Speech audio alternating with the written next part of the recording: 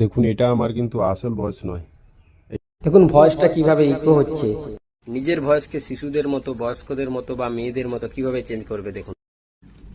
প্রথমে কি করবেন দেখুন, ভয়েস চেঞ্জার অ্যাপ্লিকেশানটি ইনস্টল করবেন। ভয়েস চেঞ্জার অ্যাপ্লিকেশানটি ইনস্টল করার পর ওপেন করবেন। ওপেন করার পর দেখুন এখানে আপনি যদি কোনো নিউ প্রজেক্ট বা আপনার ভয়েস বানানো ভয়েসকে সেটা চেঞ্জ করতে চান, তো এখানে নিউ প্রজেক্টে যাবেন এবং কোনো যদি আপনার গ্যালারিতে সেটা সেভ থাকে, সেই সেভ করা ভয়েসটাকে আপনি চেঞ্জ করতে পারবেন। ধরুন আমি এখানে রেকর্ডিং করব, ধরুন আমি এখানে একটা রেকর্ডিং করছি।